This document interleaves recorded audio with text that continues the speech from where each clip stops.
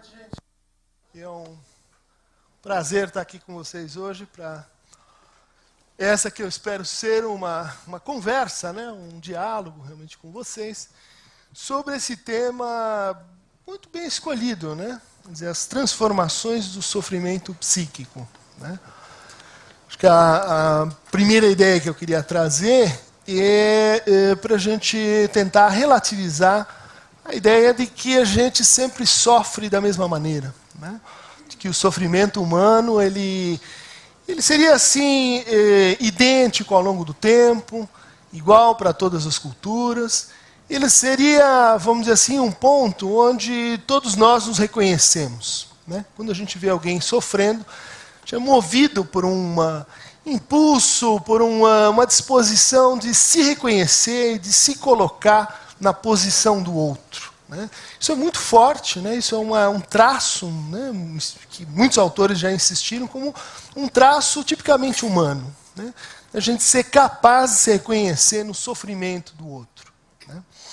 Mas a ideia que eu gostaria de pôr em circulação hoje é de que esse sofrimento ele se transforma, né?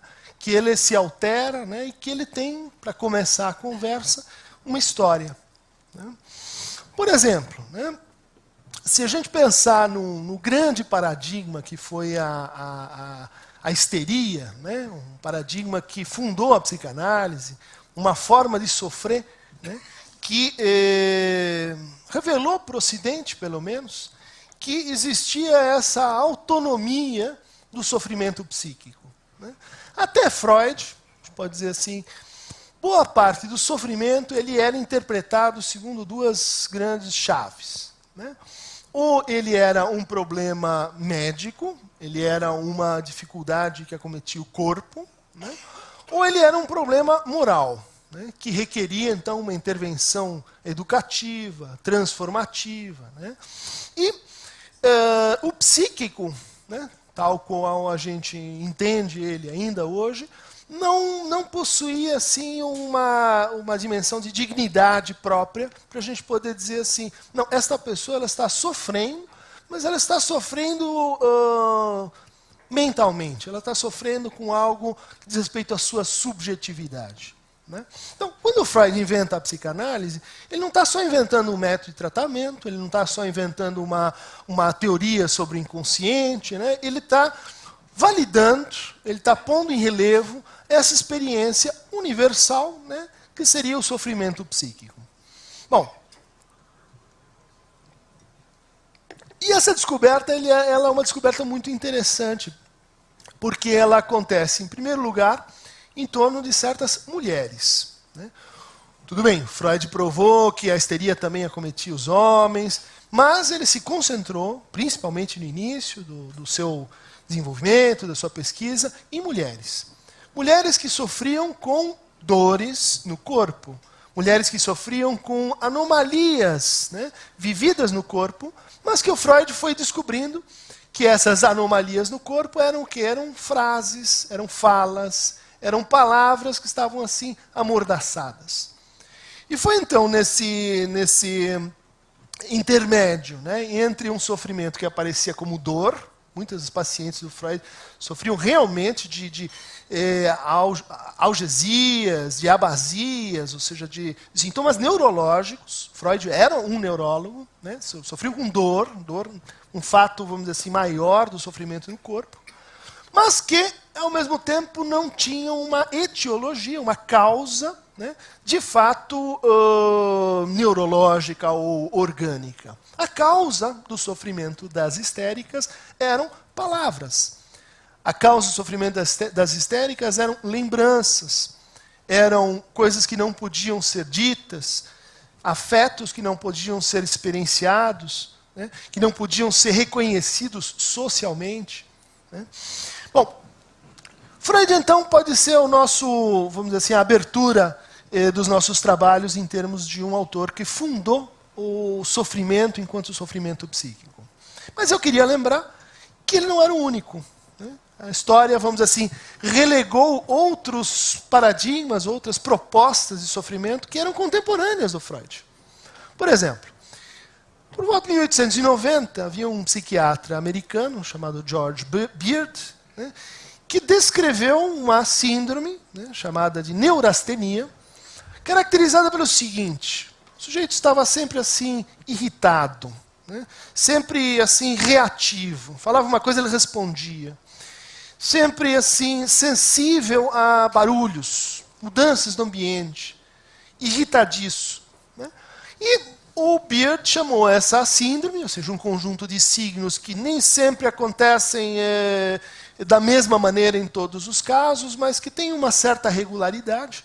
Ele chamou esse conjunto de signos de neurastenia. E, vejam só, 1890, ele tinha uma causa para a neurastenia. Ele dizia, esses casos de pacientes neurastênicos estão assim aumentando por quê? A vida moderna. A vida, assim, muito atribulada. As pessoas saindo da vida pacífica no ambiente rural, indo para a cidade. Na cidade, então, se trabalha demais. E as pessoas estão trabalhando demais, estão sofrendo porque estão trabalhando demais, estão criando essa nova forma de sofrer, que era a neurastenia. Vejam só, gente, nós estamos falando de 1890. Estados Unidos, mais de um século atrás. Né? E eu dou esse exemplo para a gente relativizar um pouco, vamos dizer assim, a nossa forma de vida como um modelo universal para todas as formas de sofrimento. Né? Há 100 anos já se discutia que o trabalho, né, ele é fonte de um tipo específico de sofrimento. Segundo contra-exemplo, né? Agora na França, né, um psicólogo que trabalhava com Breuer, né, que foi o professor de Freud para assuntos clínicos, Pierre Janet, tinha um outro paradigma. E ele estudava também casos de mulheres que sofriam, mas que tinham uma certa dificuldade para nomear do que eles estavam sofrendo, que tinham uma predisposição à alteração da consciência. Né? Mulheres que entravam assim em transe, mulheres que não conseguiam manter a concentração, né, que não conseguiam manter a atenção. Né? E o Pierre Janet, analisando clinicamente esses casos, formulou uma categoria clínica que ele chamou de psicastenia.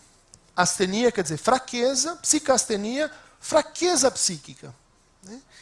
E a teoria do Janet era mais ou menos a seguinte: essas pacientes tinham uma compleição da consciência muito frágil. Então, você ia colocando exigências, demandas, conflitos, e chegava um momento que a consciência se dissociava. Né? E ela entrava num estado em que estaria assim, muito propensa a ser sugestionada pelos outros. Né? Esse quadro, né, ele chamou de psicastenia, e a etiologia desse quadro era justamente um déficit da relação da consciência com o real. Né? Ou seja, o real, né, aí, considerado como um conjunto de aspirações, de demandas, o real que, bom, a sociedade, o outro, impunha tamanha expectativa para esses sujeitos que eles entravam nessa forma de sofrer que ele chamou de psicastenia. Tá? Bom, então a primeira pergunta que eu levantaria é a seguinte: por que a histeria triunfou? Por que foi a histeria e não a psicastenia ou a neurastenia que se transformaram em uma espécie de paradigma fundador das nossas formas de sofrer? Uma hipótese que me parece muito plausível diz o seguinte: enquanto a neurastenia era uma forma de sofrer ligada ao trabalho, né, e a psicastenia era uma forma de sofrer ligada ao mundo social, vamos dizer assim, a histeria conseguia ser, ao mesmo tempo, né, uma forma de sofrer que juntava o trabalho, a vida social e o desejo. Né? Essas três dimensões, né, que formariam, vamos dizer assim, esse campo do que é uma forma de vida, né, trabalho, linguagem e desejo, elas estão articuladas em torno da histeria. né? A teoria freudiana da histeria como aquela que sofre reminiscência, sofre com um passado que ela não consegue conciliar, que ela não consegue unir, que ela não consegue, no caso, por exemplo, da Ana O, né? Paciente primeira, talvez, da psicanálise. Ana O, ela era uma jovem da aristocracia vienense que ela queria trabalhar, ela queria dançar, ela queria ter uma vida pública. E, naquele momento, família muito abastada, dizia para ela, não, você não pode, você tem que ficar em casa. É como se ela tivesse respondido a esse constrangimento, exagerando a interpelação, exagerando a ordem, dizendo assim, vocês querem que eu fique em casa? Então eu vou ficar mesmo. Só que eu vou ter alucinações, eu não vou conseguir me levantar, eu não vou conseguir falar mais em alemão, só vou falar em inglês, eu não vou conseguir mais beber nada que não seja suco, eu vou desenvolver sintomas histéricos. Tudo bem? Nessa via de que há algo aí no universo do trabalho que Ana O não consegue, no qual ela não consegue se inscrever. E há também algo, a via que Freud tomou, que diz respeito a como essa consciência, né, vai integrar, vai reunir, vai articular diferentes tipos de exigência, que Ana O tinha dificuldade em fazer, né? Tinha que cuidar do pai, doente, e ao mesmo tempo tinha interesse em dançar, conhecer futuros maridos e coisas assim. Ela se encontrava dividida, e essa divisão fez com que seu sofrimento se aprofundasse e gestasse sintomas histéricos. Bom, essa ideia de que, então, nós escolhemos um, né, em detrimento de outros, está apresentada, né, em termos de paradigmas de sofrimento, mas também longitudinalmente, ou seja, também ao longo do tempo, a gente viu diferentes formas de sofrimento ocuparem, vamos dizer assim, um lugar privilegiado, né, serem a coqueluche, a moda, né? Essa é a segunda ideia que eu quero trazer para vocês, de que a gente sofre de forma compartilhada, né? Quando a gente encontra alguém que está sofrendo, está sendo reconhecido de forma, vamos dizer assim, aguda no seu reconhecimento, há uma espécie de movimento para se identificar com esse sofrimento, né? Por exemplo, um caso muito conhecido desse fenômeno é a anorexia Me Too. Né? Me Too quer dizer, eu também. Né? Estudado por um autor que analisou a situação da anorexia em Hong Kong. Né? Hong Kong até 1990 era um país, vamos dizer assim, onde os casos de anorexia eram raríssimos. Né? Muito infrequentes. Né? De repente, Princesa Diana, né? Vocês lembram, né? Hong Kong era um protetorado britânico na costa da China, ia ser incorporado à China. Havia toda uma movimentação, vamos dizer assim, política em torno desse momento. E nessa hora, a Princesa Diana dá uma declaração pública dizendo, eu estou sofrendo, e olha, sou uma princesa, hein? Podem esperar que teria uma vida assim totalmente realizada, mas eu estou sofrendo. E a forma que o meu sofrimento assumiu foi que eu comecei a não gostar mais de comer, não consegui mais comer e agora eu estou anoréxica. E a minha anorexia, diz ela numa entrevista famosa, é no fundo um pedido de ajuda. É uma forma de dizer, alguém me escute. Né? Essa situação de vida que eu estou, casada com, vocês conhecem a história, não está tão bem assim, e esse sintoma é uma forma de dizer isso, de pedir algo para sabe-se lá quem. Depois dessa entrevista, meses depois, há uma epidemia de anorexia em Hong Kong. Né? Ou seja, o que aconteceu? Ela não estava sendo subdiagnosticada, não existia antes. As pessoas não recorriam a psiquiatras, psicanalistas para se queixar disso? Um pouco de cada uma dessas coisas. Né? Mas o fundamental, né, quer dizer, o motor desse processo, é que, ao escutar essa entrevista, o sujeito diz, não, mas isso que está acontecendo com ela também está acontecendo comigo, de certa maneira. E, portanto, eu posso usar esta forma de sofrimento para engendrar um pedido, para engendrar uma demanda, para fazer um apelo de reconhecimento. Tudo bem? Bom, isso pode ser, então, voltando à ideia anterior, né? Isso pode ser reencontrado em ciclos, né, históricos quanto a relativos à forma de sofrer.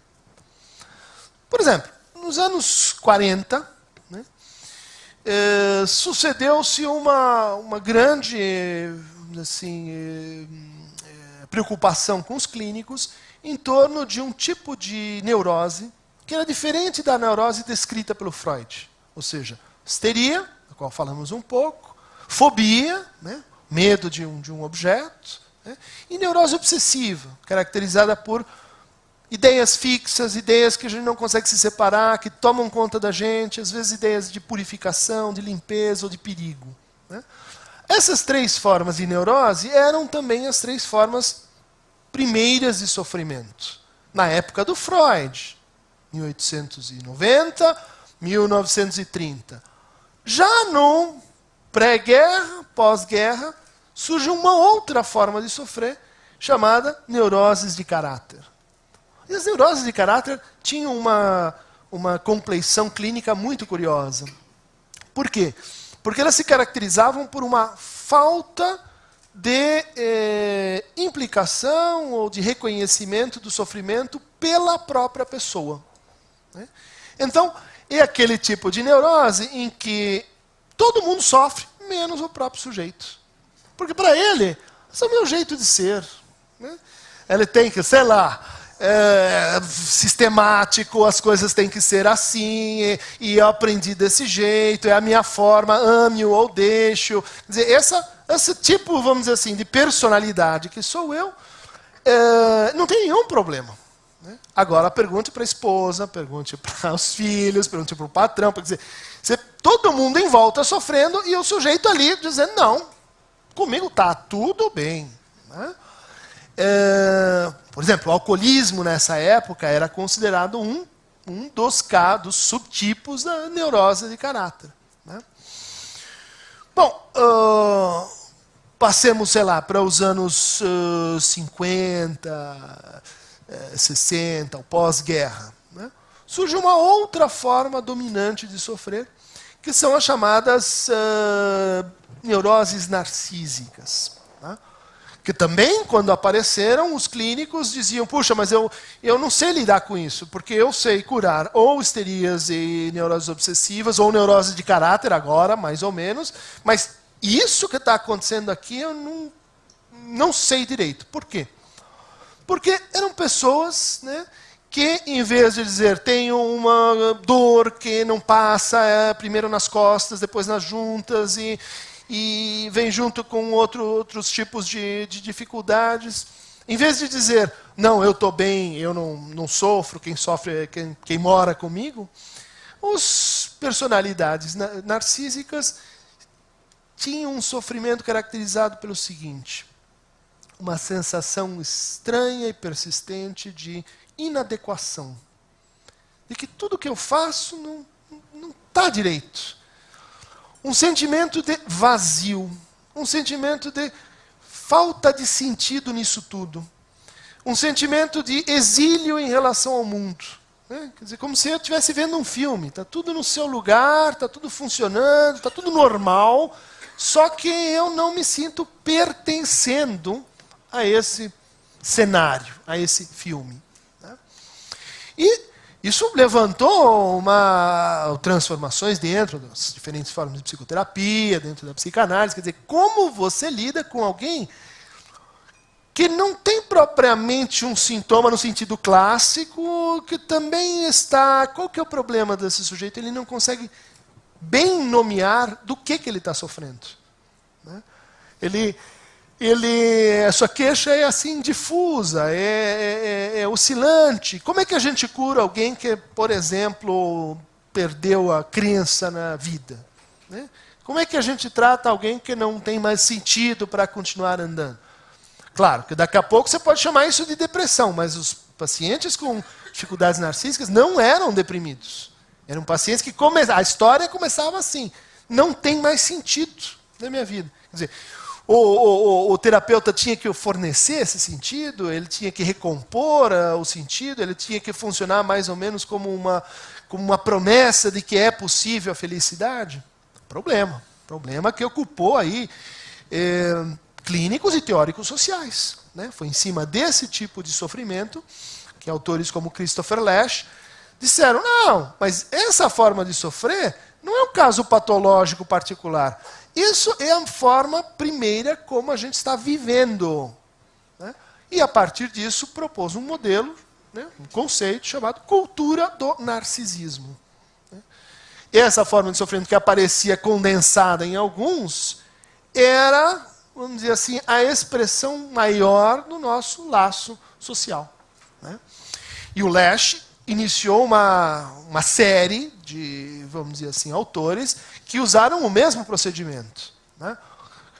Guy Debord, Sociedade do Espetáculo, né?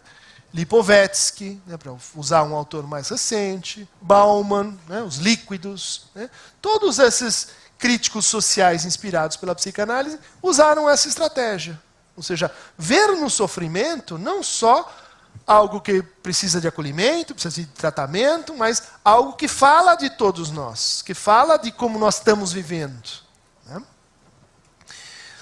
Nos anos 80, a coisa de novo muda de figura. Né?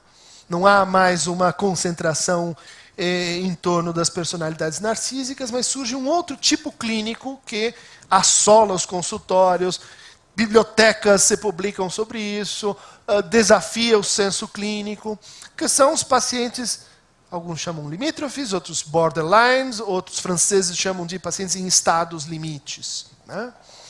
Ou seja, sinteticamente, né? Pessoas que desafiam e se perturbam, estão sempre fora de vamos dizer assim, de aceitação com relação ao laço com o outro. Né? Então, toda forma de laço que eu consigo estabelecer com o outro se torna um problema, porque é um laço. Então tem expectativas, tem demandas, tem tempos, e daí eu começo a atacar esse laço. Né?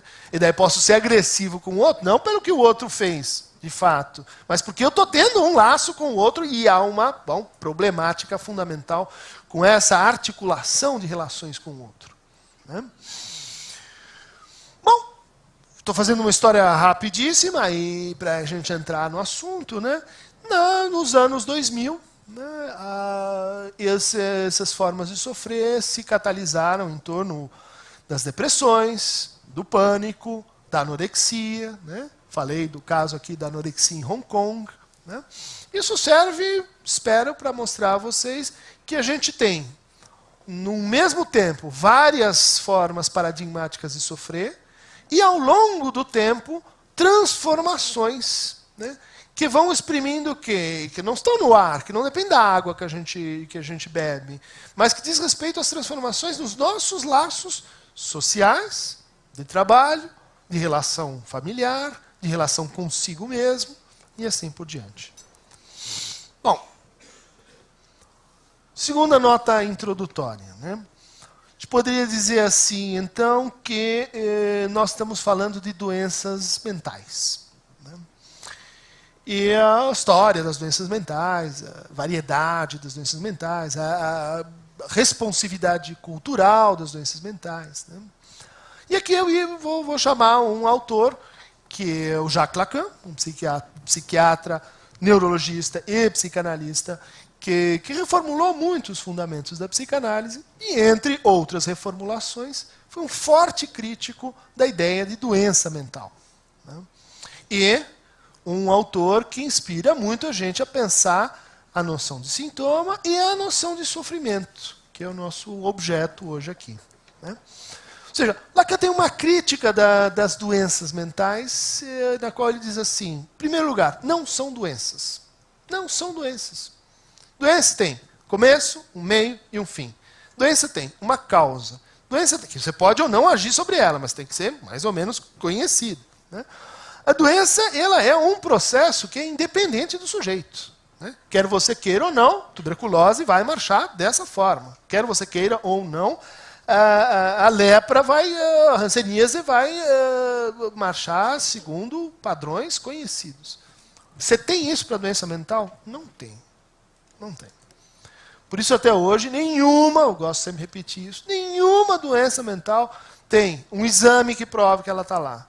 Um raio-x que prova que ela está lá. Uma neuroimagem que prova que ela está lá. Um teste nos seus neurônios, na sua química mental que prova que, bom, aqui tem uma depressão, sei lá, ou uma psicastenia, ou uma histeria, ou que seja. Né? Portanto, Lacan objetava fortemente de que as doenças mentais são doenças. Né? O que não quer dizer que elas não sejam formas de sofrimento. Porque essa é a reversão perigosa. Você dizer assim, então se não é uma doença, então é frescura, né? Falta de vontade. É um tipo de... Enfim, tá miguelando, cara. Tá, assim, inventando um negócio. É psicológico. Sabe aquele psicológico que quer dizer, não é nada. Como se o psicológico não fosse alguma coisa. Mas, então, cuidado. Né? Uma doença não é uma doença. Mas isso não quer dizer que não seja uma forma de o quê? De sofrimento. Né? É muito importante não recusar isso. Né? Mas o segundo ponto é extremamente interessante para um psicanalista. Porque ele dizia assim, nem são doenças e nem são mentais. Né? Nem são, vamos dizer assim, uma patologia, uma deformação da, vamos dizer assim, a personalidade essencial da pessoa. Né? Quer dizer, o seu jeito de ser, né?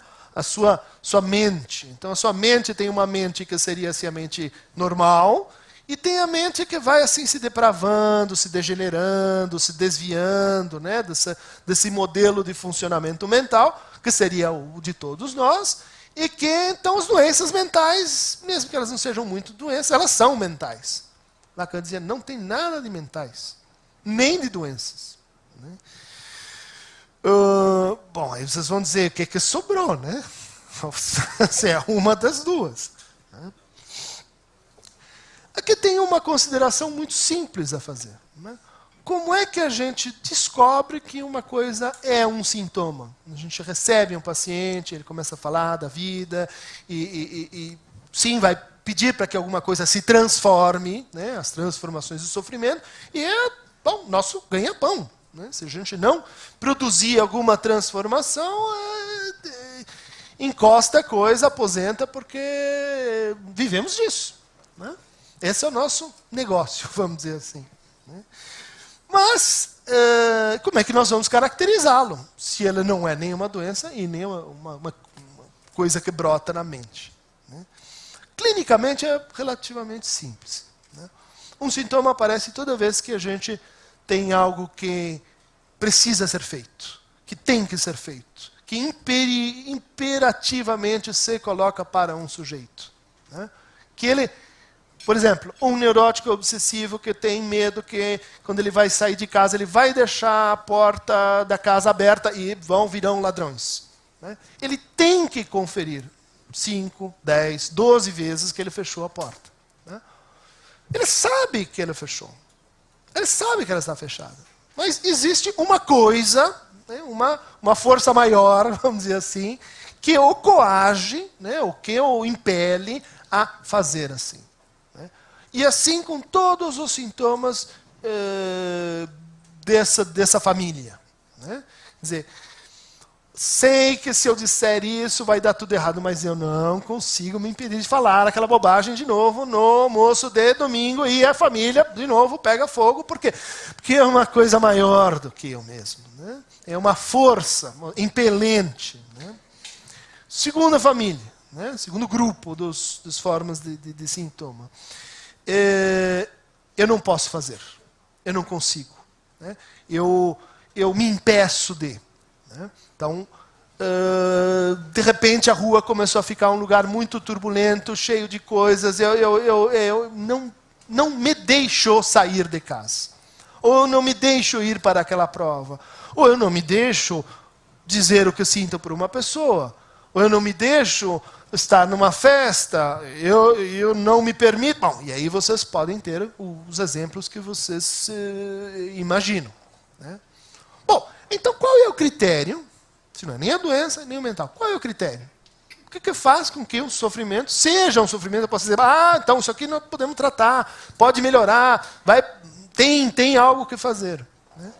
Qual é o critério do sofrimento? Não sei se vocês concordam, mas o que está posto aqui como critério é a liberdade. Né? O que o sujeito perde quando ele tem que, e o que ele perde quando ele não pode, é um fragmento da sua liberdade. Ou um fragmento da liberdade daqueles com quem ele vive. Né? Ou um fragmento da liberdade da sua possibilidade de desejar, ou de sonhar, ou de querer, e assim por diante. Né? Isso muda muito a maneira de pensar o sofrimento. Por quê? Porque se o que está em jogo em toda a forma de sofrimento é um fragmento de liberdade que foi perdido pelas mais variadas razões, porque o outro perdeu, porque o sujeito abriu mão, porque, bom, aí tem motivos e mais motivos.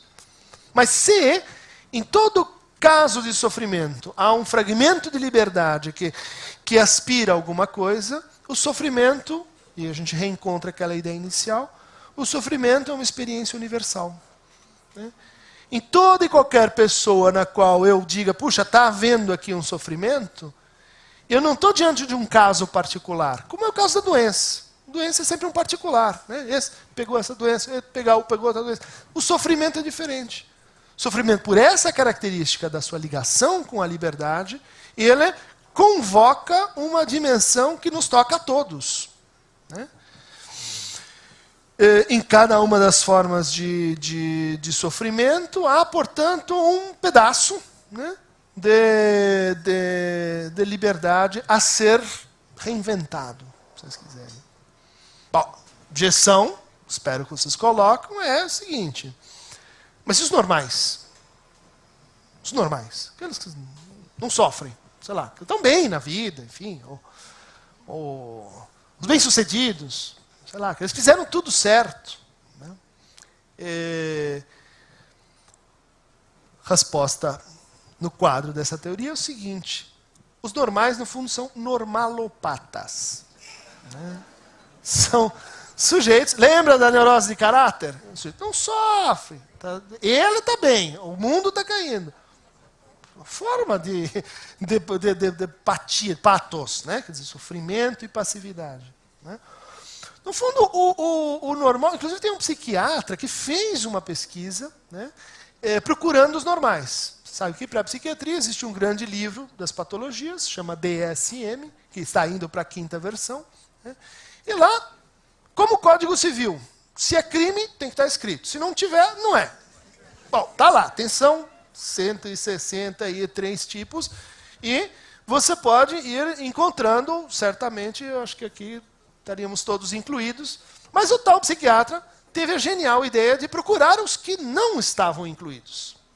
Que eram aqueles que escapavam às 163 categorias, que vão da depressão, a pânico e com angústias e etc.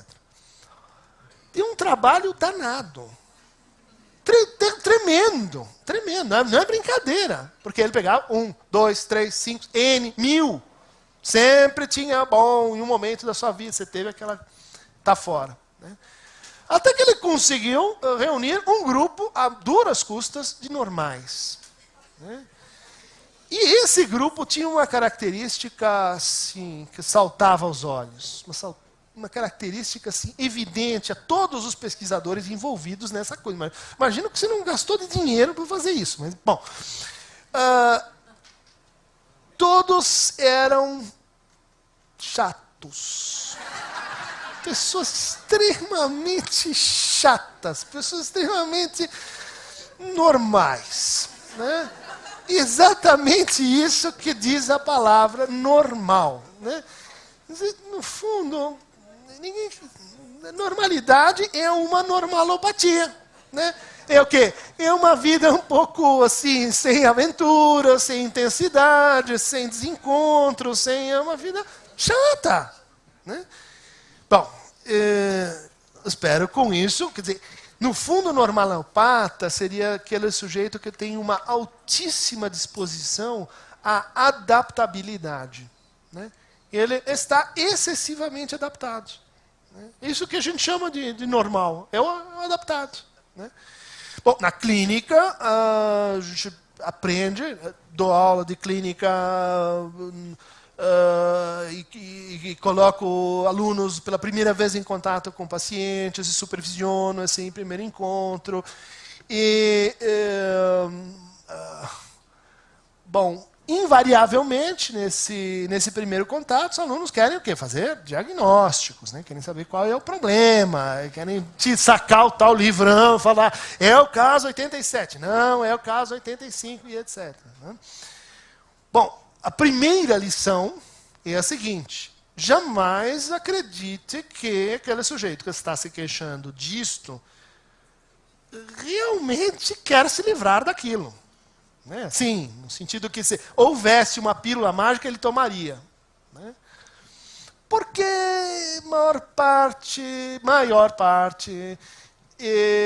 está muito adaptada aos seus sintomas. Né? Está muito adaptada à sua forma de sofrer. Como eu estou tentando apresentar para vocês. A forma de sofrer de alguém é uma parte universalizante, uma parte fundamental de uma vida. Né? Uma vida sem sofrimento é uma vida chata. Bom, isso não é apologia do masoquismo, mas pelo menos espero adverti-los com relação a essa ideia de passar um aspirador de pó no sofrimento e daí imaginar que a gente teria uma vida boa, uma sociedade boa, se as patologias fossem erradicadas. Né? Bom, terceira ideia. Né? Também que vem do Lacan, mas que estava no Freud, e é o seguinte: se um sintoma vem junto com o sofrimento, às vezes a gente tem novos sintomas que surgem, que aparecem, que nunca tinham sido notados. Né? Novas síndromes. Por exemplo, a síndrome dos saltadores no Maine. Né? Foi uma síndrome descrita nos lenhadores canadenses no final do século XIX, caracterizada pelo seguinte: quando alguém dava uma ordem muito abrupta para a pessoa, o tal do lenhador, ele começava a saltar e fazer movimentos espásticos assim, esquisitos. Né? Nunca mais ninguém viu, ninguém diagnosticou a síndrome dos saltadores do Maine. Por quê? Porque essa síndrome tinha que ver com uma vida comunitária, isolada, que de repente impactou-se com a vinda das grandes madeireiras, que tinham outra forma de racionalidade no trabalho, que exigiam outra maneira de estar no mundo. E aquilo era, bom, uma reação. Né? Uma reação, uma forma de sofrer e de se defender da mudança que estava acontecendo. Portanto, a gente tem, sim, novos sintomas, mas a gente tem também novas formas de sofrer com antigos sintomas. Tudo bem? Bom, a ideia que eu estava querendo apresentar, minha do Freud, do Lacan, é de que todo o sofrimento depende de do seu modo de expressão. Né? Ou seja, a forma como a gente fala do que a gente sofre muda o que a gente sofre. Uma ideia tremendamente assim, mágica e muito interessante. A forma como alguém que sofre com tuberculose fala da tuberculose muda? Não, não muda. O cara vai continuar, lembra a doença? Vai continuar daquele mesmo jeito. Agora, com relação ao sofrimento, não. O sofrimento, ele se transforma em função da maneira como a gente fala, e a gente é falado, e a gente é reconhecido, e a gente compartilha ele. Daí uma ideia, então, que vem do Lacan, que a neurose seria um mito individual. Né?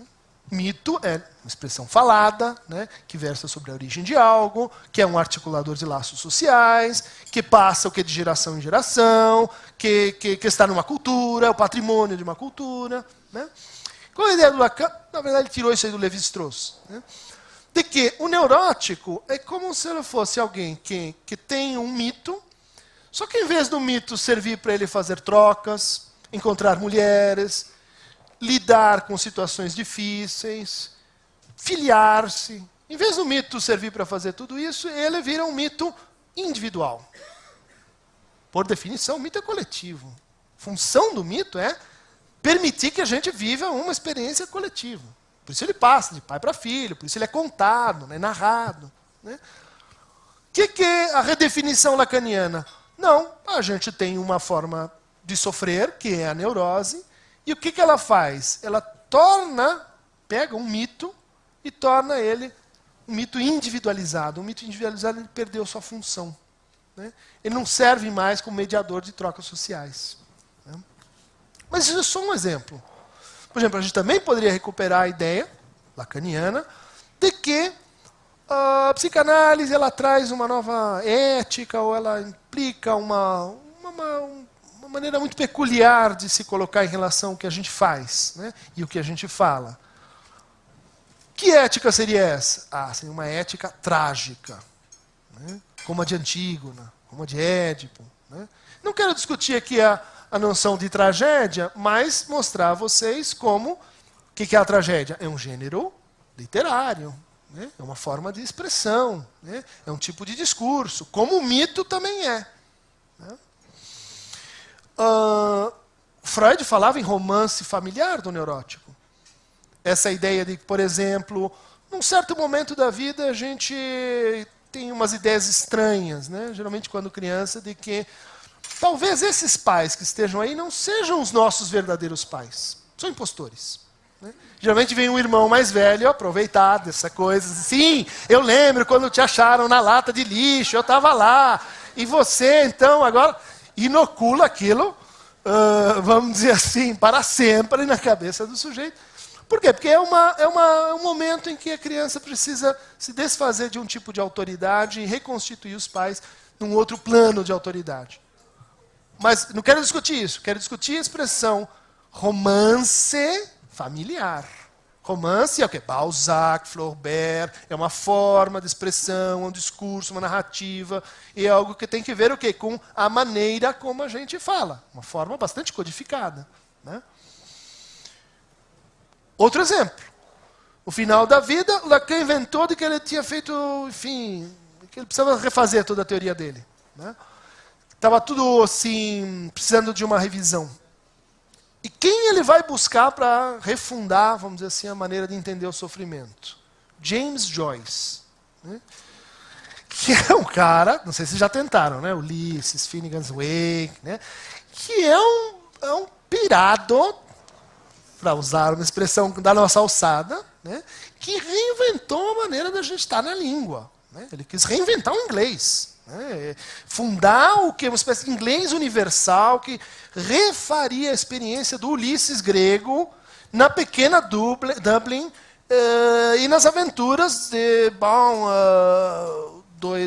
um herói que revivia tudo aquilo. Né? Bom, sinteticamente, uma maneira redutiva de pensar o Joyce é que ele está trabalhando no quê? No colapso da forma romance.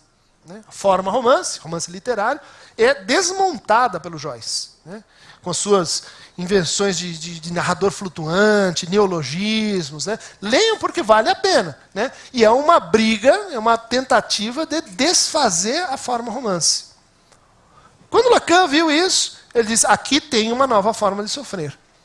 Por quê? Porque tem uma forma de sofrer que é equivalente do romance, outra que é equivalente do mito, outra que é equivalente da tragédia, outra que é equivalente da teoria sexual infantil, para usar uma expressão do Freud.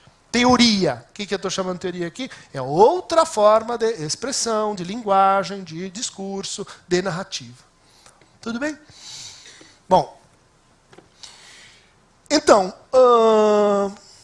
espero ter sido minimamente persuasivo nessa ideia de que o sofrimento tem que ver com reconhecimento, o sofrimento tem que ver com coletivo, individual desse reconhecimento, tem que ver com liberdade e universalização, e tem que ver ainda com, apesar de tudo, uma certa permanência, né, estranha de defender, né, permanência que, por exemplo, nos habilita a ler um autor como Hipócrates, né, 300 a.C., que foi um sujeito que descreveu um quadro chamado Melancolia. Né? Você vai ler o Hipócrates e vai dizer, mas são os nossos, sei lá, bipolares, depressivos e etc. Tem alguma coisa que continua. Ou seja, as formas discursivas variam, mas parece que se transformam, mas há retenção de alguma coisa. Né? Há a permanência de alguma coisa nessa experiência. Só que a gente não consegue nomear direito o que é isso que fica, né, no sofrimento de um grego do século II a.C., para nós, que permite que a gente se reconheça nele, mas, ao mesmo tempo, não consiga nomear exatamente o que é isso que se repete. O Freud tem um conceito para designar isso. Né? Chama mal-estar. Unbehagen. Né? Hagen, em alemão, é clareira. Né? Un é um prefixo de negação. Unbehagen é sem clareira, sem acostamento, sem lugar de descanso, sem lugar. Né? Mal-estar, essa ideia simples. Mal-estar é esta coisa que em cada época, e talvez em todas, não tem lugar e nem tem nome. Cada vez que a gente dá um nome para o mal-estar, ele vira outra coisa, vira sofrimento. Né? Cada vez que a gente articula o sofrimento em narrativas, ele vira outra coisa, vira sintoma. Tudo bem? Bom. Acho que vocês esperam que eu traga pelo menos alguns exemplos das tais novas formas de sofrer, transformações do sofrimento. Acho que teria que falar alguma coisa sobre o que hoje, né, a gente poderia dizer assim, o que está sendo inventado, né, em termos de sofrimento. Né? Como se diz assim, a última palavra em carros, a última palavra em moda, a última palavra em sofrimento. Né? Eu vou tentar responder a essa interpelação imaginária, né, propondo alguns casos fantásticos ou alguns casos assim, conjecturais. Né? Conjecturais quanto à sua organização, não quanto à sua existência real. Né? O primeiro dessas novas formas de sofrimento, que na verdade não são tão novas assim, mas que são novas porque começam a se expandir, né? Começam a gerar o efeito Me Too, né? Foi descrita pela primeira vez por um pensador, né, crítico, da escola de Frankfurt, chamado Walter Benjamin. Né? E o Walter Benjamin, gente extremamente assim, uma vida pobre, miserável, que lutava assim, pela sobrevivência e ao mesmo tempo era capaz de pensar coisas fantásticas nesse estado de desamparo, de falta de recursos. Ele observou uma coisa muito simples e tremendamente nova. Ele viveu a Primeira Guerra Mundial e ele acompanhou então, os soldados que iam para o fronte e que depois, em 1918, voltaram, né, do fronte. Né? Como, aliás, meu próprio bisavô, lutou na Primeira Guerra, voltou para casa e tinha o efeito Walter Benjamin. Né? Que era o seguinte: até então, na história do Ocidente e também do Oriente, ir a uma guerra era uma grande aventura. Você podia morrer nessa história. Cruzada. Você podia se dar mal. Mas se você voltasse, você tinha algo a dizer. Você tinha adquirido uma autoridade experiencial. Você tinha visto a morte de frente. Você tinha visto os limites do humano. Né? E você podia contar essa história. E contar essa história, que é a história do sofrimento, tornava a comunidade mais rica. Né? A guerra é também um tipo particular de viagem. Né? O cara vai, ele sai de casa e ele volta diferente, ele volta outro. Né? O que o Walter Benjamin viu com esses soldados que voltavam na Primeira Guerra Mundial? Em vez de contar uma história, eles ficavam em silêncio. Perguntava para ele, ei, conta, o que aconteceu? Não, foi difícil. Silêncio. E ele começou a pensar por que... Primeiro, a novidade da coisa. De repente tem uma forma de sofrimento que não inspira mais uma narrativa, não inspira mais palavras, mas inspira talvez uma outra forma de dizer, que é o silêncio. Né? E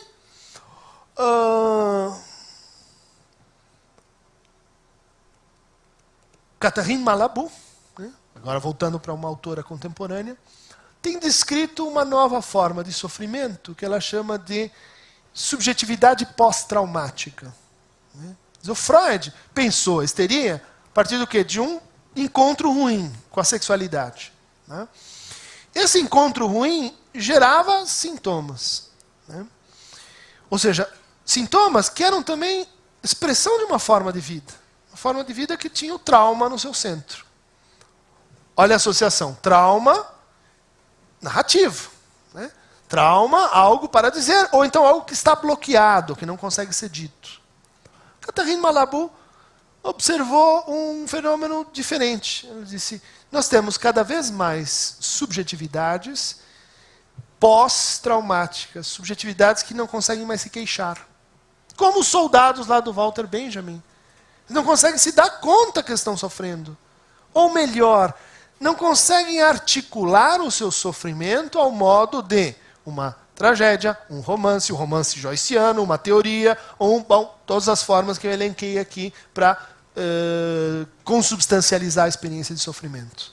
Isso é um sofrimento completamente novo e bem maluco. Por quê? Porque o paradigma para isso seriam as lesões neurológicas. Por exemplo, um paciente com Alzheimer ou uma demência. Né? Ou seja, ele perde capacidades cognitivas, ele perde capacidades de reconhecimento, e o mais, não sei se vocês já tiveram alguém que acompanharam alguém que passou por isso, o mais difícil dessa experiência é que o próprio sujeito não consegue articular o sofrimento que ele está passando. Porque ele esquece. Né? Porque ele esquece que ele está esquecendo. Porque ele não consegue dizer para aquele que chega perto dele, olha, comigo está acontecendo mais ou menos assim, estou com medo disso, estou preocupado com aquilo, a coisa está indo mal, me ajuda, faz. Porque o quê? Essas afecções, aí sim, doenças mesmo, né, elas afetam a capacidade narrativa dos sujeitos. O que a Catherine Malabou está fazendo é pegando isso e dizendo, não é que de repente todos nós temos um problema no cérebro. De repente, nós estamos perdendo a nossa capacidade de reconhecer em experiências de sofrimento um grão de liberdade, lembra daquela velha história, e um grão de verdade. Porque a verdade é uma experiência que vem junto com teorias, tragédias, romances, verdade no sentido deflacionado. Tá? Como a gente diz, verdade de um amor. Qual é a verdade de um amor? Não é nenhum ente metafísico, não é nenhuma essência de duas laranjas que se encontraram. A verdade do amor é que ele se fala. Se você fala, ele acontece. Se você não fala, ele não acontece. Essa é a verdade que está em jogo nesta experiência. Algo que tem que ver com a linguagem, tem que ver com dizer, eu te amo, dizer, bom, não, daqui a pouco sim, mudou, e há uma verdade em curso nisso. O que acontece com os sujeitos pós-traumáticos é que a gente não, e o próprio sujeito não, imputa a esse sofrimento uma hipótese de verdade, um grão de liberdade. Né? Exemplos mais acessíveis. Uma síndrome japonesa, descrita por psiquiatras japoneses e endêmica no Japão, que ataca adolescentes que são adolescentes assim que funcionais, vão bem na escola, se viram, só que meio solitários. Então eles estudam bastante, eles vivem no videogame, televisão. E junto com essa forma de vida vai acontecendo uma coisa esquisita. Eles param de falar. Falar. Pizza, joguinhos, tudo escrito. Provas, leituras, são exímios leitores. Não é que eles têm um problema, vamos dizer assim, da cognitivo com a linguagem. A experiência de fala, de repente, se tornou prescindível. Eu não preciso mais falar. Opa, mas se eu não preciso mais falar, isso vai afetar a minha experiência de sofrimento. E vai afetar radicalmente. Né? Segundo exemplo, alguns pacientes psicossomáticos, ditos assim, né, sofrem com, na verdade, fenômenos psicossomáticos e que têm um sintoma muito interessante, assim, clinicamente falando, que chama-se alexitimia. Alexitimia é a impossibilidade de reconhecer, qualificar, nomear o que você está sentindo. Né?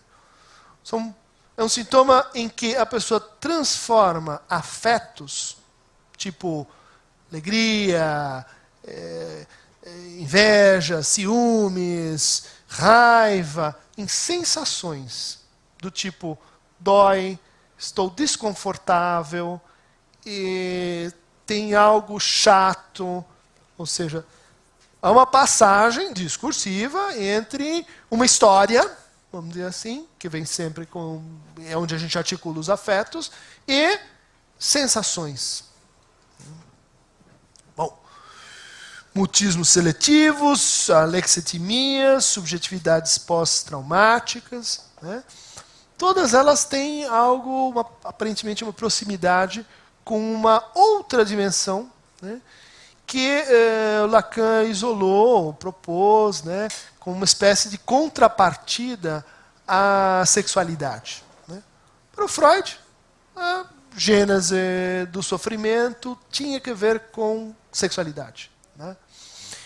E, argumentará Foucault, né, sexualidade num sentido específico, de que a gente supõe que é na sexualidade que reside um grão incontornável de verdade na gente. Né? A hora da verdade qual é? É a hora da cama. Né? É a hora do algo, claro que não é, mas no imaginário e na nossa fantasia é essa hora em que a gente é convocado a contar uma história e praticar uma história que tem que ver com a verdade. Né? Bom, se isso continua valendo, não continua valendo, é uma grande controvérsia. Foucault, Deleuze, é uma conversa quente, sempre é cachorro grande. Né? O que se passa é que, assim como a verdade se articula com a sexualidade, parece que tem alguma coisa que também nos gera sofrimento, mas que não se combina muito bem com o sexual. Que seria, vamos dizer assim, a substância antissexual dentro da psicanálise. Né? Que o Freud chamou de mal-estar, o tal do Unbehagen, né? Ou pulsão de morte, e que o Lacan chamou de real. Né? Então você tem sexualidade e o real. Né? Você tem defesa contra a sexualidade e você tem defesa contra o real. Né? Voltando ao antigo problema lá, a hipótese do Pierre Janet. Você lembra do Pierre Janet? Quer dizer, psicastenia, a consciência diante do real. Lacan francês, né? Aproveitou essa ideia de um conterrâneo. Né? Então, o que está acontecendo com as subjetividades pós-traumáticas? Né? Talvez elas não estejam sofrendo porque a verdade não encaixa. Né? Porque o sofrimento pede por dizer uma verdade que não tem destinatário, que não tem forma linguística ou discursiva para se dar. Né? Talvez essas subjetividades estejam numa espécie de proximidade ou de confronto mais agudo com o real. Né? E como que a gente poderia encontrar, vamos dizer assim, um exemplo narrativo, né? Claro que não é exatamente produzido por esses próprios sujeitos, já que a definição da coisa é que não conseguem nomear, não conseguem articular narrativamente o seu sofrer. Né? Onde que está isso na cultura? Posto que toda forma ascendente de sofrimento é também uma forma de laço social que pede por uma reorganização. Proponho a vocês uma narrativa que é extremamente cativante, eu acho que não, sim, estou vendo para nós, mas para um público um pouquinho mais jovem. Tratam-se de coisas como zumbis e mortos-vivos. Né? Já ouviram? Entraram nessa história? Tipo Walking Dead, né? Errantes. Isso começou como chamava isso? Não era tem um filme que é um marco, né, a volta dos mortos-vivos. Né? O que é um zumbi? Um zumbi é uma figura que geralmente já morreu, mas ele não sabe que já morreu. Né? Então ele volta e permanece num movimento assim automático, né, despersonalizado, coisificado, em que ele vai fazendo uma coisa, do tipo correndo atrás de uma jovem bela mocinha para comê-la, no sentido de comê-la, né, de devorá-la. Né.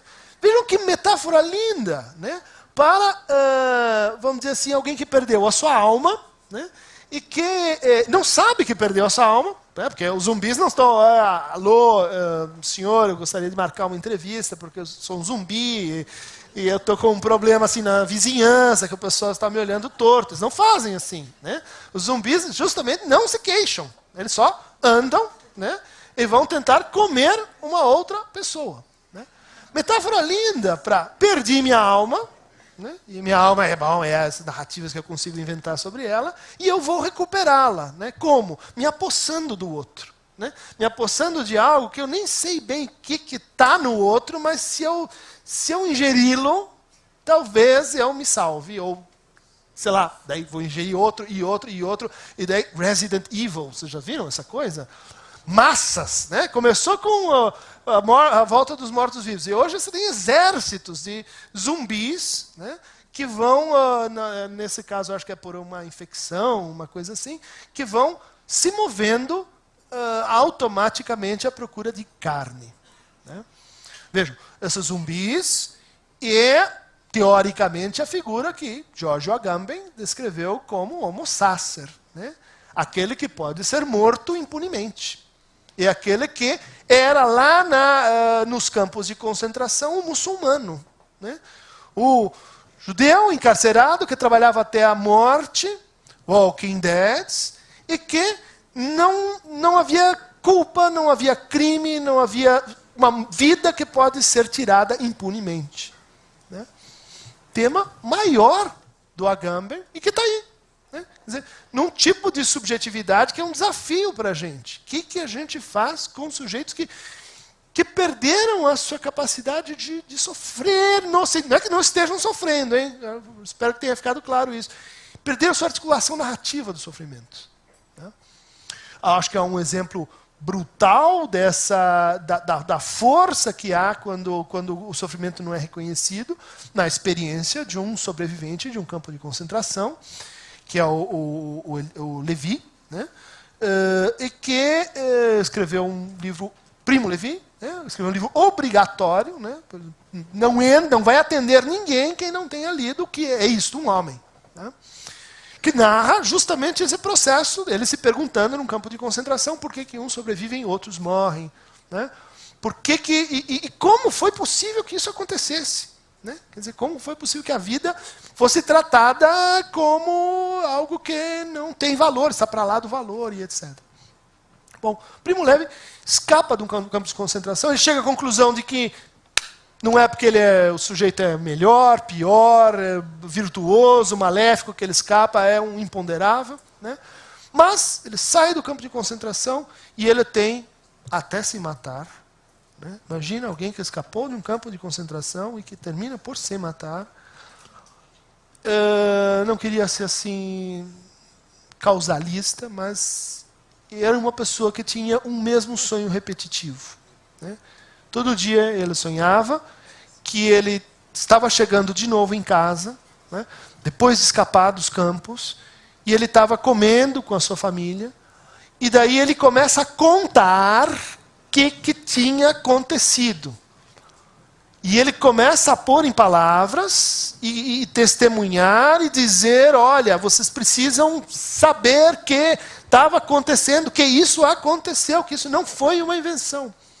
E no sonho dele, o que acontece? As pessoas começam a bocejar, levantar da mesa, espreguiçar, ou seja, não reconhecer o que ele tinha para dizer. Tudo bem? Vejam aí, espero que o exemplo sirva para mostrar a radicalidade do que é a experiência de sofrimento e sua ligação com o reconhecimento. Se o outro não reconhece o meu sofrimento entra numa espécie de patologia de si mesmo. Né? Vamos dizer assim, de perda do seu nome, de perda da sua história, estou chamando aqui de sofrimento zumbi ou de sofrimento morto-vivo. Segundo caso. E aí é um caso oposto ao primeiro. Né? Eu vou trazer para consubstanciar essa situação algumas reflexões de um filósofo chamado Slavoj Žižek, né? Que tem falado e discorrido profundamente sobre uma outra forma de sofrer. Né? Ele diz, nós estamos cada vez mais sofrendo como o quê? Como zumbis, tudo bem, diz a Catherine Malabou. Mas também como Frankensteins. Né? O grande herói, o nosso grande, para o Žižek, né? O nosso grande ídolo, né? Em termos de narrativas de sofrimento, aquela que funciona melhor para a nossa época, é Frankenstein. Né? Frankenstein é alguém que vive uma experiência constante do quê? De desmembramento entre real, simbólico e imaginário. No seu corpo. O seu corpo é feito por partes costuradas de pessoas diferentes que ele nem sabe quem é. Né?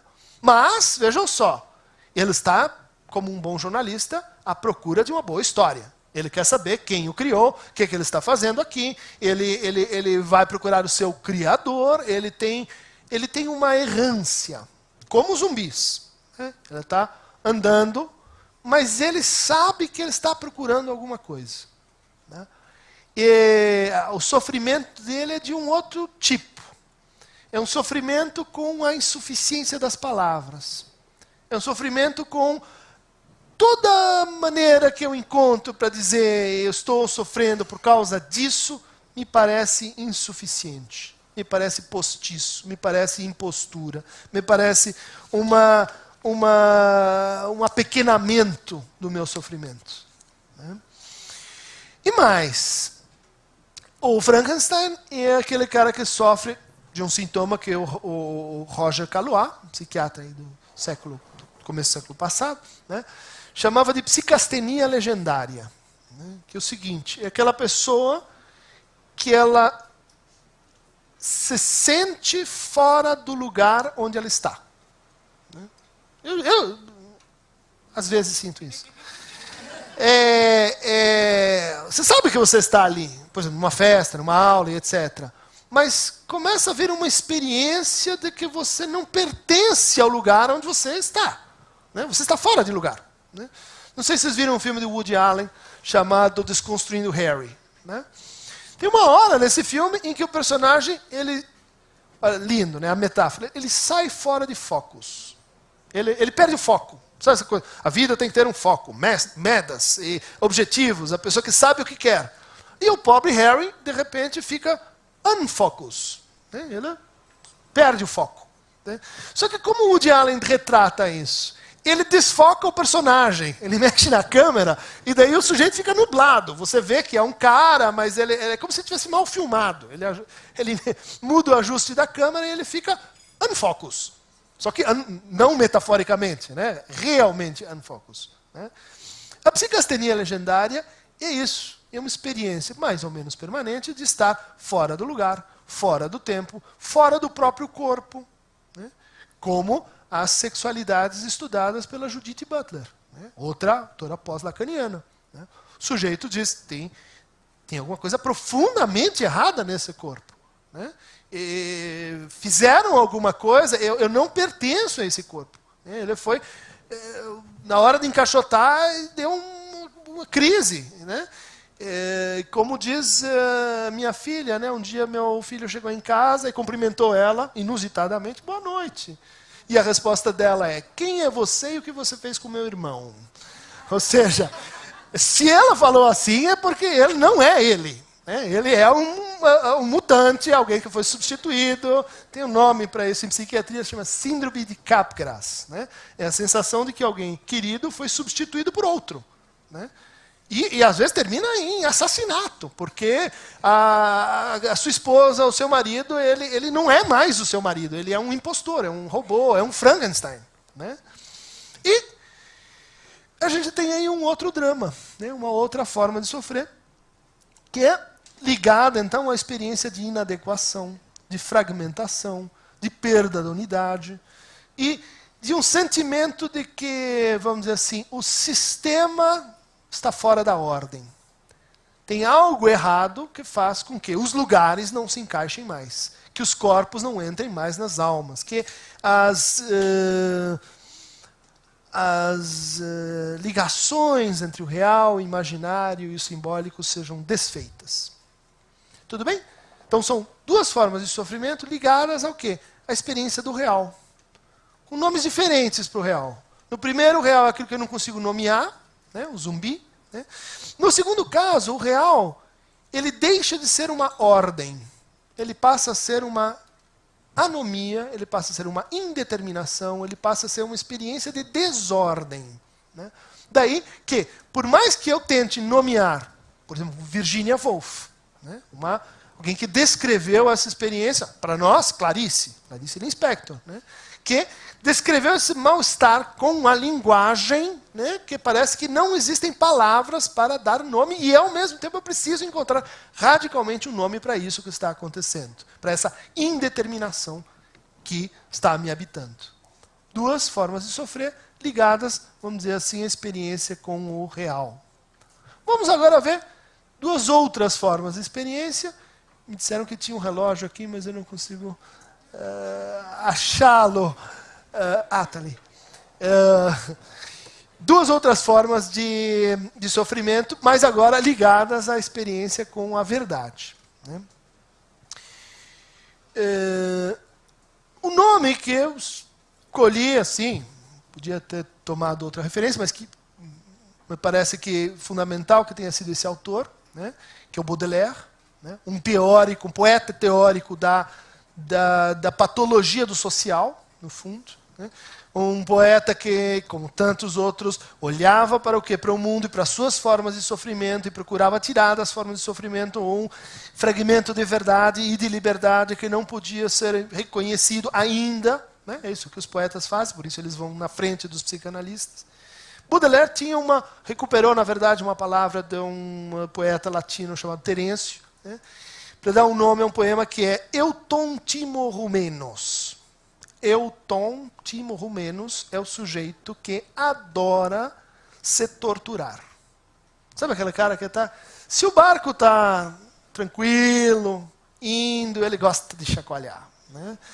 Se a pilha de dominós está perfeita, ele gosta de tirar um pedaço e ver o circo pegar fogo. Por quê? Porque a vida, se ela não estiver assim, sendo atormentada, né, não é verdadeiramente vida.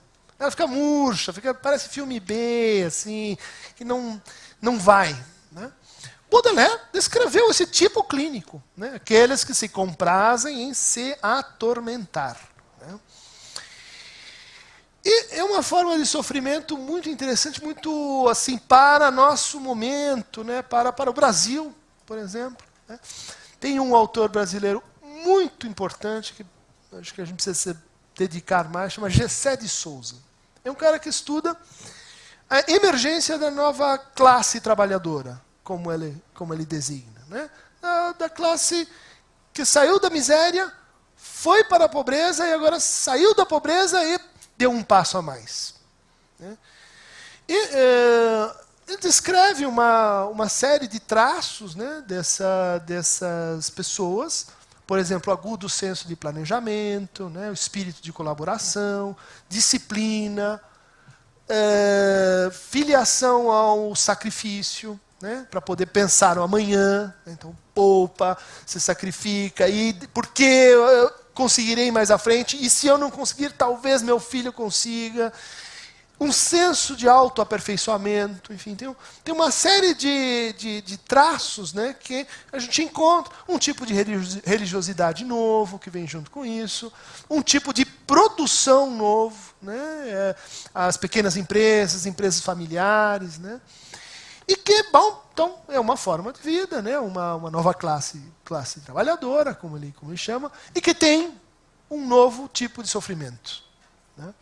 Na verdade, já vimos isso antes na história, mas esse tem algumas novidades.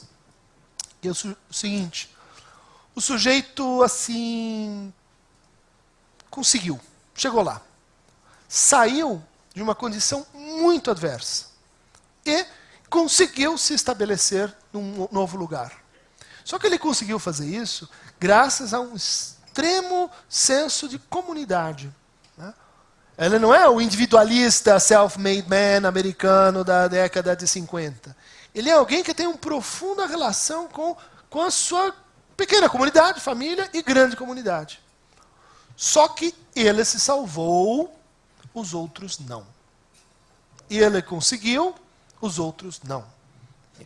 Ele sente assim, ele fala assim, ele conta uma história assim. Né? O que eu faço agora com o passado e com, na verdade, aquela forma de vida que me fez chegar onde eu estou? Percebem que há uma dívida tremenda em jogo, hein? Percebem que há uma divisão subjetiva, há um sentimento que um pacto foi quebrado. Né? São, às vezes, pessoas que, por exemplo, poderiam fazer coisas, consumir, viajar e que se interditam. Que digam, não posso fazer isso, porque toda forma de satisfação que eu experimentar dói. Dói por quê? Porque eu penso naqueles que não estão comigo, eu penso naqueles que ficaram para trás, eu penso naqueles que estão sofrendo enquanto eu estou aqui no bem bom. Ou seja, se cria uma divisão subjetiva, um sentimento de que um pacto, não sentido de pacto social, mas um pacto subjetivo, está sendo permanentemente violado. Né? E você tem correlatos. Né? Você tem correlatos disso, por exemplo, nas famílias europeias que, sei lá, há 3 gerações não há emprego. Né? Que vivem da ajuda do Estado. Né? Você tem um outro correlato disso nas famílias agora americanas, mais contemporâneas, e seu medo crônico do empobrecimento. Crise, perdeu o emprego, vou. Veja só, vai e volta. Né? A gente pode perder aquilo que a gente adquiriu. Ou seja, há um conjunto de incertezas, né, que giram em torno do quê? Né, que provocam uma narrativa do sofrimento de que tipo? Qual é a verdade dessa experiência? Por que eu dei certo e os outros não? Pergunta do que o Primo Levi tinha. Por que esse se salvou e o outro não? Pergunta que os primeiros milionários americanos do final do século XIX se faziam. Porque eles não entendiam o que fazia uma pessoa ficar rico. Né? Não havia uma clareza sobre o mercado financeiro, esse tipo de coisa. Havia uma mística, que aliás continua a haver, vocês vão nas livrarias, vem milhares de livros sobre como acontece o fenômeno da riqueza. Tem algo mágico nisso. Né? Tem algo que evoca, interpela o sujeito no sentido de que ele tem que dizer qual é a verdade. Verdade não universal, não a fórmula mística de como todos que vão ficar ricos, mas a verdade da experiência dele. Afinal, o que e quanto ele deve ao seu passado e o que e quanto ele não deve. Que ele pode se separar, que ele pode deixar para trás. Né? Bom, a gente tem um outro personagem em jogo aqui. Esse é mais clássico. Acho que vocês poderiam até adivinhar. Né? Como sofre esse sujeito? Sofre como Hamlet. Sofre como os fantasmas. Os fantasmas, eles tipicamente vêm para quê? Ajustar as contas. Você deixou algo para trás. E eu vim cobrar a minha dívida. É assim. A história de fantasma... Vê que história de fantasma não é história de zumbi. História de zumbi não é história de Frankenstein. Né? História de fantasma é o quê? Uma narrativa que contém um grão da verdade, verdade arqueológica, verdade genealógica, verdade sobre o desejo de um sujeito na sua relação com uma comunidade, e que produz uma narrativa, e que produz relações de pertinência e de fidelidade, né? E que, no fundo, precisa ser produzida. Como que ela é produzida? Auto-atormentamento. Eu tom, te morro menos. Por que o sujeito se atormenta? Só atormentação é uma espécie de pesquisa com a verdade, de, vamos dizer assim, inquietação com o que aconteceu com a sua história. Né? Por que ele e não o outro? Né? Como dizia, bom, de novo aí o Lacan, né? A verdade do sofrimento neurótico é ter a verdade como causa. Agora estou introduzindo uma outra ideia. Né? O que caracteriza um sofrimento? Agora vocês estão vendo, tem vários tipos, mas tem alguns que são neuróticos. Né? Uma característica do sofrimento neurótico é ver no sofrimento um grão de verdade e tentar tirá-lo. Né? Daí que também os neuróticos se metem em encrencas terríveis, uma atrás da outra. Por quê? Porque eu não posso silenciar a verdade tem que ser dita, e eu vou dizê-la toda, e vou dizer agora, para o meu chefe, para você. Bom, e aí começam as catástrofes e hecatombes. Mas notem o traço de exagero, de hubris, né, como diziam os gregos, né, de ultrapassamento de uma verdade que está em demasia. Tudo bem?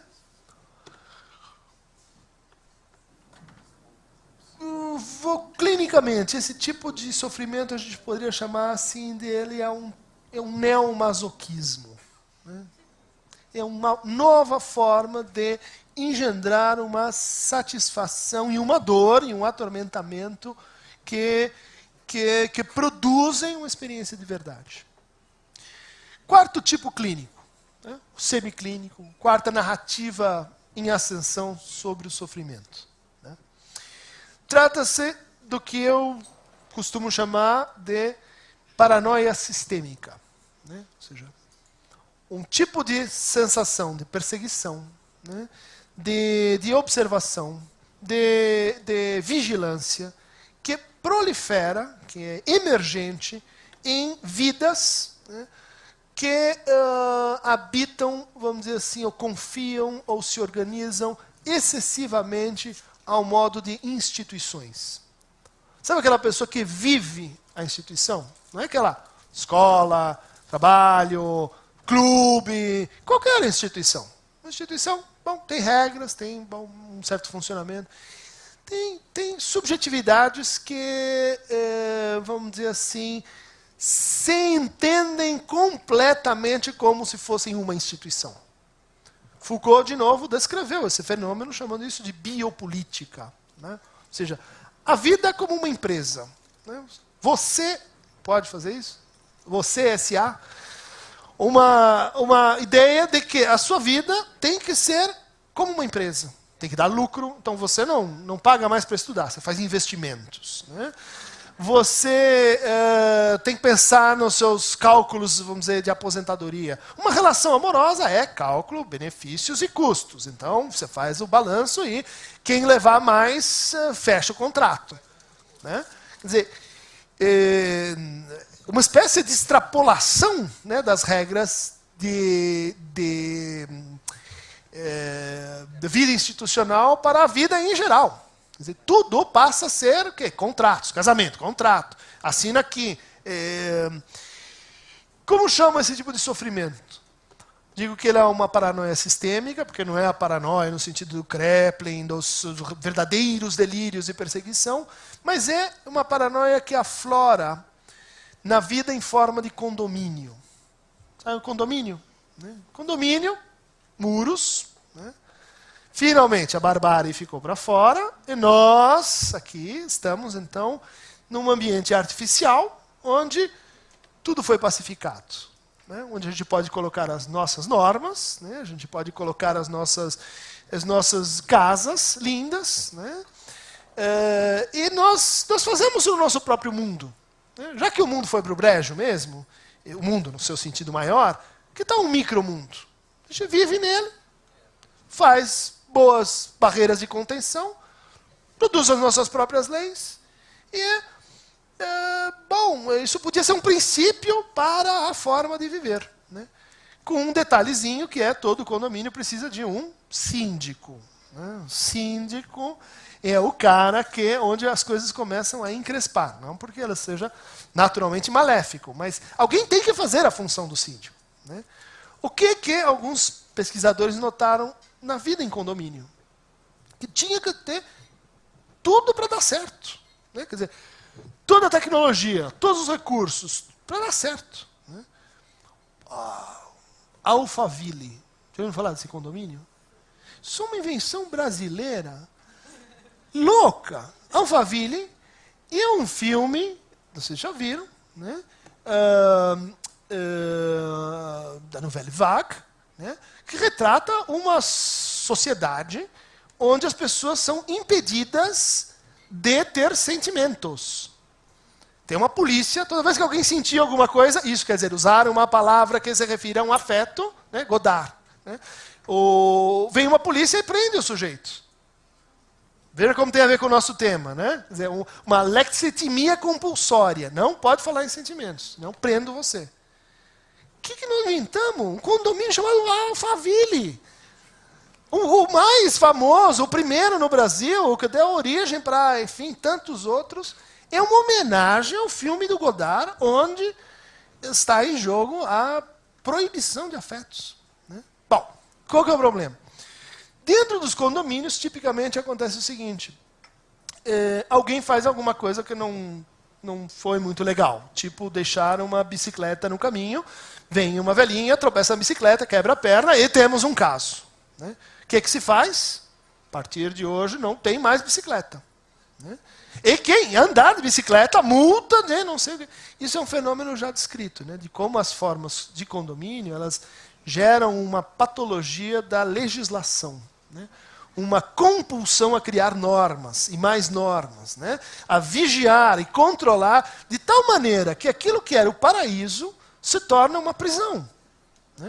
Vejam como a gente adora filmes de prisão. Porque você olha nos filmes de prisão, inclusive o Big Brother é um filme de prisão, e acha, olha só que legal, isso está falando de mim. Sim, está falando de mim porque a nossa vida se transformou, adquiriu essa forma, né, que é a forma do condomínio. Né? O que acontece aí? Né? A gente tem vários tipos de sofrimento que são articulados com essa lógica, né, com essa gramática. Né? Por exemplo, o bullying. O bullying nas escolas, típico efeito de paranoia sistêmica. Né? Ou seja, ou você persegue alguém ou você é perseguido. É melhor, então, perseguir antes que alguém note que... Segundo fenômeno, a purificação dos corpos. Né? O higienismo e a moral do asceticismo estético. Né? Uma gordurinha. Hein? Você pensa que vai entrar aqui com 1 quilo a mais, isso é obsceno. Né? Mesmo que ninguém fale, a gente vive... especialmente as mulheres, vivem um ambiente condominial, sistêmico, de vigilância estrita com relação a como se veste, como come, como anda, como usa produtos, como se trata. E, bom, uma vida extremamente assim, hiper administrada. Né? E a paranoia, no fundo, é uma doença do excesso de identidade. Né? O paranoico é alguém que sabe demais quem ele é. Né?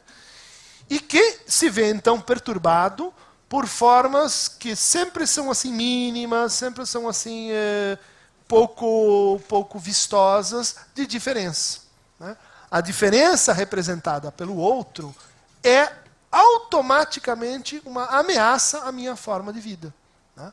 Então vocês podem encontrar aí todas as patologias da preconceito, homofobia, todas as patologias que têm a estrutura assim. Eu me obrigo, na verdade, eu me imponho, veja, é perda da liberdade, né? Uma forma de vida que tem que ser feliz. Se ela não está sendo tão feliz quanto prometia, qual é o problema? Quem é o problema? O vizinho está raptando um pedaço do gozo que está faltando aqui. Ou seja, o problema do condomínio é que tem outro condomínio. Né? E o outro condomínio passa imediatamente a ser a fonte dessa perda e ameaça à minha identidade. E aí, bom, eu vou atacar, eu vou vilipendiar, eu vou destruir o outro, simplesmente porque ele é uma ameaça à minha própria identidade. Qual é a narrativa aqui, gente? A narrativa do vampiro. Né? O vampiro é exatamente esse sujeito que está às voltas com representar um objeto que é intrusivo, né? que é a mais, né? Como o paranoico sistêmico entende o outro está a mais, por isso a gente pode eliminá-lo se der chance, né? A gente pode atacá-lo se der chance, né? E também o vampiro é aquele sujeito que o quê? Suga o outro, né? Ele toma e se apossa do outro como um objeto. Tudo bem? Como é que nós estamos de tempo? Podemos ir um pouquinho mais? Perguntas? Perguntas. Boa! Backstage!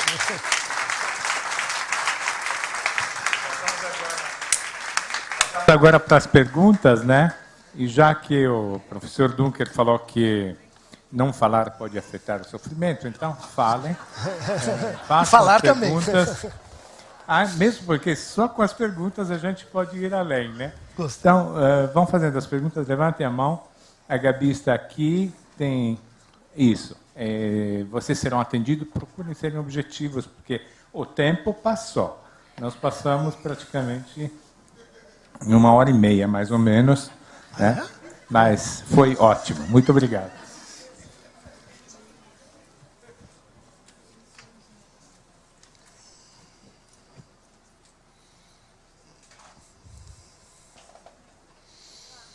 Perguntas?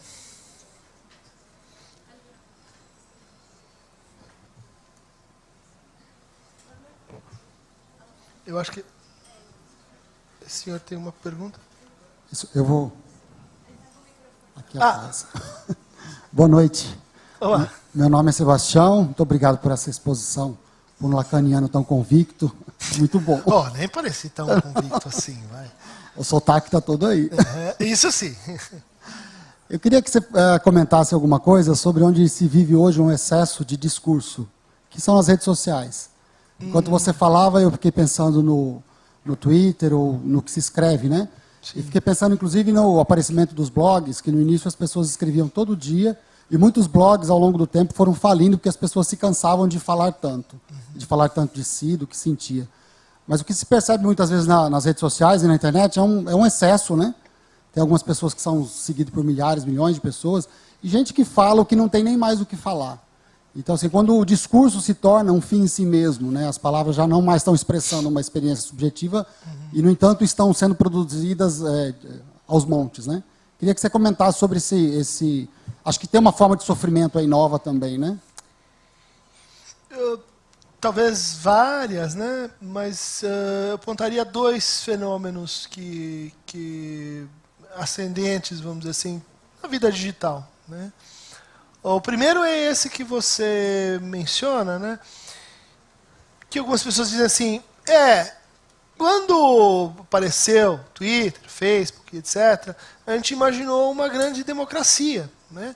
Uma grande polifonia, né? De que as diferenças poderiam aparecer e aquelas vozes que estavam suprimidas, finalmente poderiam falar alguma coisa, né? E o que veio a acontecer é que aqueles que já falavam continuaram falando, e aqueles que não falavam continuaram não falando, né? Um pouco decepcionante, né, em termos de invenção assim, de novas formas de discurso, de subjetividade, né? Você tem alguns fenômenos em torno assim, da solidão, né, no espaço virtual, que se torna cada vez mais corrosiva na medida que aparecem essas suplências do tipo 300 e pouco, 5 mil amigos, né? Mas ninguém que realmente está a fim de escutar aquilo que você quer dizer. Um problema ascendente com a... Não é que ele seja causado, mas ele é favorecido pela confiança que a gente deposita na vida digital, é a perda da intimidade, né? Perda radical de intimidade. Hoje, uma queixa ascendente nos consultórios eu tenho muitos amigos, vida social, eu conheço, saio, tenho encontros, eu tenho uma sexualidade que acontece, muda, mas eu não consigo intimidade com uma pessoa. Quer dizer, aquela experiência de estar em silêncio juntos, né? Aquela experiência de compartilhar um não saber, né, de suspensão um pouco das máscaras. E isso se tornou muito pior com o mundo virtual, vamos dizer assim, com a vida digital. O segundo fenômeno, que tem que ver com a lógica do condomínio, é que, sim, algumas vozes minoritárias se juntaram, muitas delas para o mal. Né? Quer dizer, aquele cara que tinha uma ideia meio estranha sobre, sei lá, uma orientação sexual, sobre um tipo de nacionalidade, um tipo de... E ele estava um pouco assim isolado numa multidão que ele sabia ser adversa. O que acontece quando você espalha coisa? Ele vai encontrar um amigo na Polônia, outro em Trinidad e Tobago, outro em Nova Guiné, e quando a gente encontra 2, 3, a gente fica valente. Né? Basta ter um cara dizendo, não, mas eu também. Né? Me too. Começam a acontecer coisas. Né? Começam a acontecer coisas novas, vamos dizer assim, do ponto de vista dos sintomas de lógica de condomínio que eu coloquei aqui. Segregação, bullying e companhia.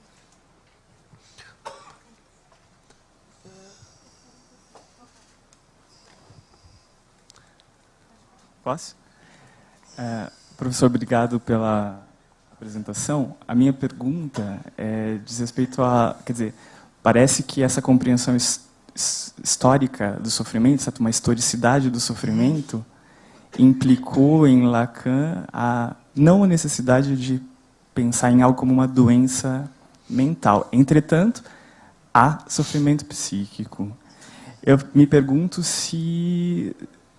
em que medida a gente poderia pensar, então, o contraconceito da doença mental, quer dizer, a saúde psíquica. Eu queria saber o que é saúde psíquica para Lacan diante desse sofrimento que permanece. Como é que a gente pensa? Eu estou pensando, sobretudo, porque fiquei pensando em Winnicott, fiquei pensando em O Brincar e a Realidade, fiquei pensando naquela noção de clínica, como, por exemplo, quer dizer, quando ele diz que na clínica se trata de brincar e se trata de poder brincar lá naqueles lugares onde a gente não aprendeu a brincar, aprender a jogar naqueles campos, espaços de jogos que não pudemos antes jogar.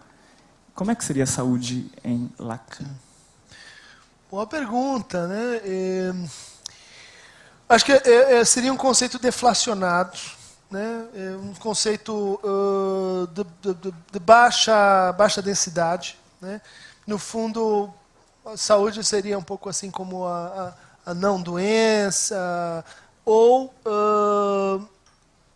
mudando a chave completamente e recuperando esse conceito essencial que você trouxe, que é o de experiência. O brincar, para Winnicott, é um conceito fundamental e patognomônico. Tipo assim, como você sabe que uma criança não está bem? Ela parou de brincar. Né? Ou seja, é um diagnóstico pelo sofrimento. O sofrimento daquele que não consegue mais brincar. Né? E brincar é estar junto com o outro, criar ilusões e etc. Vamos dizer, não diria com Lacan, mas para os pós-lacanianos, nos quais me incluo, a gente tem 2 modelos, vamos dizer assim, para pensar a saúde mesmo assim como um conceito fraco. Primeiro é o seguinte, do que nós sofremos? Nós sofremos de excesso de experiências improdutivas de determinação. Excesso, demais, experiências, mas experiências que não são boas experiências, que são improdutivas, de determinação. Né? No fundo, um neurótico seria isso, seria alguém que cria mais pais, mais mães, mais regras, mais interdições do que ele precisa. Mais determinações, mais identidade do que ele precisa. Ela sofre com o quê? Com excessivas experiências improdutivas, bestas, como sei lá, as regras de um condomínio, né? Como a demissão, vamos dizer assim, da palavra, né? No caso dos zumbis. Ele sofre com excesso de experiências improdutivas de determinação. Né? Muita determinação. Por exemplo, o sujeito que para de brincar, porque ele só pode ir trabalhar, porque ele está determinado, ele sabe o que ele quer na vida. Então, não tem lazer, não tem brincar, não tem outra coisa, não tem clareira, não tem nada que não seja determinação. Então, nesse caso, a saúde é o quê? Diminuição do caráter improdutivo dessas experiências e diminuição da crença no sujeito que que uma boa vida é uma vida regida pela determinação. Né? É isso que a análise propicia, né? Eu proponho. Caso B. Tem o segundo modelo de que poderia ser assim um não sofrimento, um não sofrimento desnecessário, né? Não sofrimento adicional. Que é o déficit, é a falta de experiências produtivas de indeterminação. E nisso o Winnicott foi gênio. Winnicott, Blanchot, Bataille, literatura muito mais do que a clínica nos ajuda a pensar esse déficit, ou seja, a ausência de verdadeiras experiências, como brincar, como a intimidade, como o estranhamento, experiências que fazem uma vida valer a pena, mas que são experiências de indeterminação. Ou seja, são experiências marcadas pelo fragmento, pela perda da unidade, pela lost in translation. Né? Quer dizer, entrar no universo em que as coisas não se traduzem, desencontro de linguagem. Para o outro lado, ele vai dizer, não, isso é um problema, isso faz a pessoa sofrer. Faz a pessoa sofrer, mas pode ser uma experiência extremamente produtiva, interessante, fundamental, habitar o espaço do não sentido. Né? Da perda de determinações ou da indeterminação. Né? No fundo, isso é que a gente procura, lá na USP, o laboratório que eu tenho com o professor Vladimir, sobre patologias do social, isso que a gente vai procurando nas antropologias do inumano, né, que é um desenvolvimento do Vladimir, ou no que um antropólogo brasileiro chamado Viveiros de Castro chama de perspectivismo ameríndio, né, que é um tipo de cultura de vida, forma de vida, são uma tribo indígena brasileira chamada Aravetés, né, que vive um laço social não baseado, sinteticamente, na identidade. Quando eu encontro com você, eu não sei quem sou eu não sei quem é você. É o nosso encontro que vai decidir, ou seja, as perspectivas que a gente criar, decide, ao depois, se você é você ou se você é uma capivara, uma anta, um jabuti, que bom, eu estou vendo uma coisa, mas é outra, e assim por diante. Então, dois modelos assim do que podia ser o não sofrimento, né? 2 caminhos clínicos. Num caso, reduzir a determinação. No outro, aumentar a indeterminação. Que mais? Perguntas? Aqui, professor. Fala. Boa noite. Nós estamos transmitindo... Aqui. Nós estamos transmitindo pelo site da CPFL Cultura, onde mais de 400 internautas nos acompanham nesse momento, e muitos deles participam enviando perguntas pelo chat. A Carla quer saber qual a relação da psicossomática e do falso self. Poxa, é que os caras querem... Tudo bem. Eu tenho um sotaque lacaniano, né? Você percebeu isso, mas... porque o falso self é um conceito winnicottiano muito importante, clínica muito relevante, né? Mas o meu Winnicott, vamos dizer assim, tem certas limitações, me perdoe o internauta, né? Mas eu quero crer que a noção de falso self, ela justamente não seria muito aplicável a esse tipo de fenômeno como a lexitimia, que aparece em algumas afecções psicossomáticas. Por quê? Porque uma das características do falso self, do funcionamento do falso self, é que ele sabe contar histórias. Ele sabe contar histórias lindas, todas elas falsas, né? Todas elas simplesmente para produzir uma versão defensiva de si mesmo, né? Para produzir, vamos dizer assim, uma espécie de espantalho para o outro, né? De produzir uma essência na qual o próprio sujeito não acredita, né? Uma espécie de estratégia. Eu entrego o que eu não sou, né? Para conseguir defender minimamente o espaço que eu ainda não sei que será que serei, né? Que sou, para tentar evitar essa afirmação que o Winnicott não gostaria. Ou seja, o falso self não corresponde ao verdadeiro self do outro lado, né? O que tem do outro lado é muito mais uma experiência produtiva de indeterminação, né? Então, eu veria como dois quadros meio diferentes, né? Ou um paciente que tem fenômenos psicossomáticos recorrentes, ele poderia se beneficiar com um falso self. Quer dizer, ele poderia ter coisas interessantes a dizer com a possibilidade de explorar versões de si que seriam falsas, né?